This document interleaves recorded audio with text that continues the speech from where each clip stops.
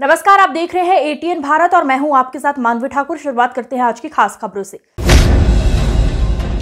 जनपद मैनपुरी जिला कांग्रेस कार्यालय पहुंचे कांग्रेस पार्टी के प्रदेश महासचिव कौशलेंद्र यादव कार्यकर्ताओं को आगामी 2024 में होने वाले लोकसभा चुनाव को लेकर दिशा निर्देश देते हुए संबोधित किया। उन्होंने कहा कि कांग्रेस बेरोजगारों को रोजगार, छात्रों को सस्ती शिक्षा और किसानों को उनकी उपज का वाजिब मूल्य दिलाना चाहती है। कांग्रेस के कार्यकाल में सामाजिक स्तर पर बहुत बड़ा बदलाव आया है। कांग्रेस ने भेदभाव, छुआछूत दूर करने का काम किया है। आज संविधान को और लोकतंत्र को कमजोर करने की कोशिश की जा रही है। कांग्रेस इसे किसी कीमत पर बर्दाश्त नहीं करेगी। श्री यादव ने कहा कि ईवीएम को लेकर सारे देश में विरोध हो रहा है। चुनाव आयोग विरोध को गंभीरता से लेते हुए चुनाव वैलिड पेपर से करने का काम करना चाहिए, जबकि ईवीएम का विरोध करने वालों को ही धमकाया जा रहा है। उन्होंने कहा कि इंडिया गठबंधन देश में बदलाव लाना चाहता है। इस गठबंधन के सभी विपक्षी दलों के लिए द्वार खुले हुए हैं। सबको मिलकर भाजपा को हराने के लिए गठबंधन के साथ जुड़ना चाहिए।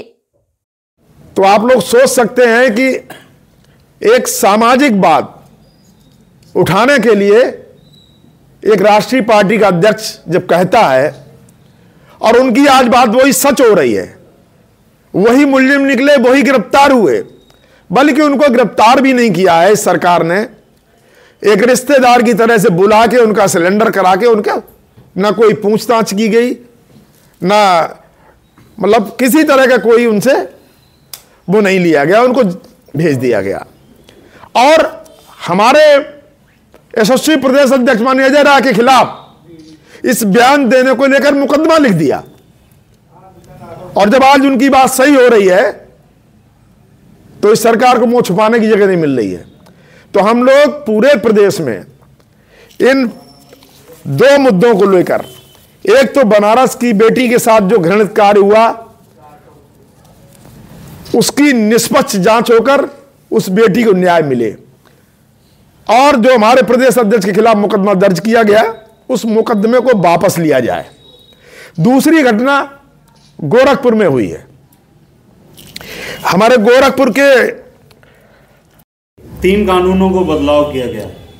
विपक्ष के जो लोग आवाज उठा रहे थे उनको भी बाहर किया, कैसे देखते हैं?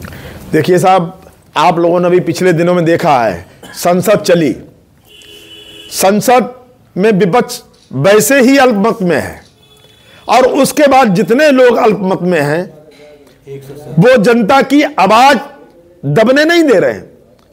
और जब उनके मुंह को बंद नहीं कर पाते हैं तो माननीय स्पीकर महोदय उनको सदन से बाहर कर देते हैं।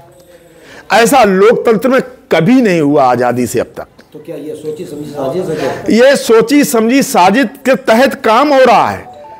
ये देश के संविधान को खत्म करके, बाबा भीमराव अंबेडकर के संविधान को खत्म करके ये मनुस्मृति लागू करना चाहते हैं। ये उसका उदाहरण है। राम मंदिर के आयोजन जो हो रहा करते थे विनोद उपाध्याय जी, जो बसपा के कार्यकर्ता थे,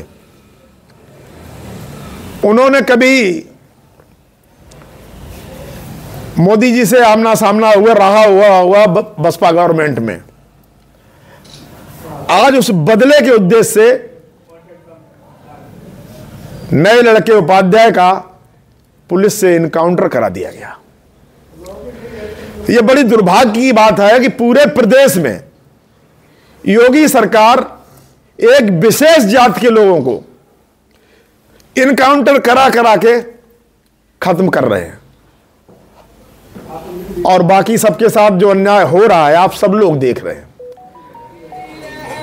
आज हम लोग बहुत लाचार हैं। लाचार इसलिए है कि जो बात हम लोग मीडिया के माध्यम से पहुंचाना चाहते हैं, आज जो बड़े चैनल हैं, बड़े अखबार हैं, वो हम लोगों की बात नहीं लिख रहे हैं। वो पूरी तरह से बिके हुए हैं। आज अगर सोशल मीडिया के लोग और कुछ निष्पक्ष पत्रकार जो हम लोगों का साथ दे रहे हैं, उनको भी तरह तरह से प्रताड़ित किया जा रहा है। सब सच्चाई जानने के बाद भी बेचारे नहीं लिख पा रहे हैं।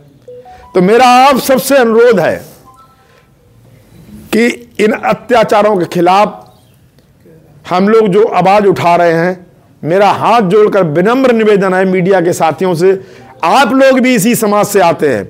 समाज पर जो अत्याचार हो रहा है उसमें आप मेरा साथ दें। जिस तरह से आप जो बता